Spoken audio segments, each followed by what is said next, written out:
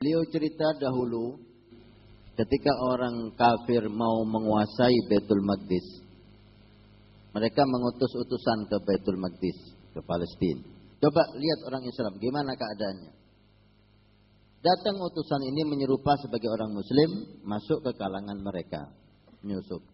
Mereka jumpai orang Muslim waktu itu taat dalam ibadah, dekat dengan Allah, dekat dengan Rasul Sallallahu Alaihi Wasallam. Agama betul-betul hebat dalam hatinya. Nabi dan Allah Subhanahu Wa Taala benar betul-betul mereka cintai. Sehingga ketika mereka melihat-lihat menjumpai seorang pemuda menangis dia. Didatangi pemuda ini, kenapa ini orang menangis?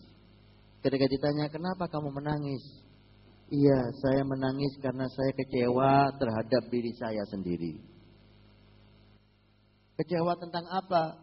Teman saya bisa dengan satu panah 2 sasaran kena. Saya dengan satu panah hanya 1 sasaran. Kenapa kok nggak bisa seperti teman saya sehingga nanti ketika jihad fisabilillah saya bisa banyak membunuh orang kafir? Waduh, bahaya. Pulang mereka. Gimana keadaan orang Islam? Percuma kalau sekarang. Mereka betul-betul kuat. Hubungan mereka dengan Allah sangat kuat. Hubungan mereka dengan syariat Rasulnya sangat hebat. Hubungan mereka dengan Nabi-Nya sangat kokoh. Percuma dengan kekuatan apapun kamu tidak bisa mengalahkan mereka. Terus gimana caranya? Dirubah caranya tidak dengan kekerasan, tapi dikirim fitnah. Dikirim penyanyi, dikirim minum-minuman keras, dikirim CD-CD porno, dikirim fitnah-fitnah dikirim kepada orang Islam di Palestina.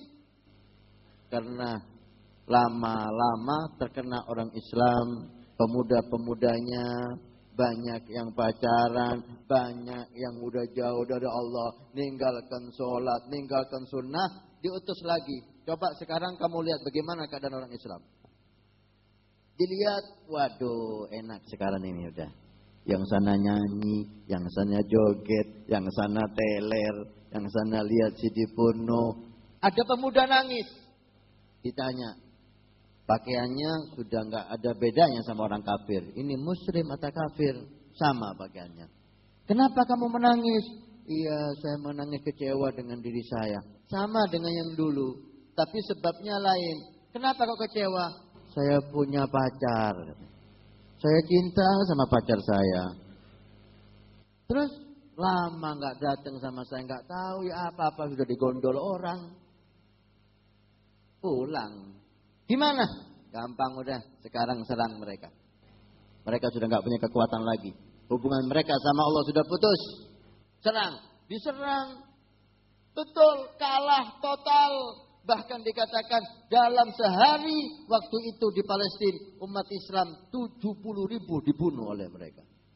Sehari menghabiskan 70.000 orang Islam. Kenapa? Hubungan mereka sama Allah sudah lepas. Hubungan mereka sama Allah sudah jauh.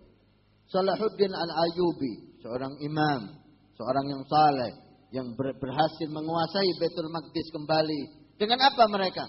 Sebelum menyerang Baitul Maqdis, mereka membentuk pemuda-pemuda yang bertakwa kepada Allah. Tidak hanya dilatih perang, tapi dilatih hubungan mereka dengan Allah Subhanahu wa Ta'ala. Dibuat qiyamul lail, dibuat salat tahajud, dibuat zikir, dibuat baca Quran, dibuat cinta kepada Nabi sallallahu alaihi wasallam.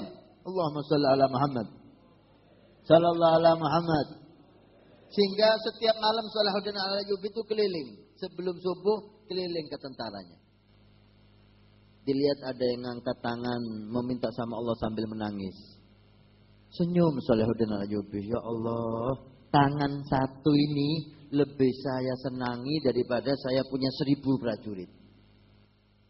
Satu orang ini yang ngangkat tangan kepada Allah lebih saya banggakan daripada saya punya 1000. Dengan tangan ini Allah menurunkan rahmatnya. Dengan sebab tangan yang diangkat kepada Allah tengah malam, ini yang memberi kemenangan. Suatu saat dia menjumpai satu kemah, adzan subuh tentaranya tidur. Gara-gara ini kita kalah. Gara-gara subuh masih tidur, ini kita kalah.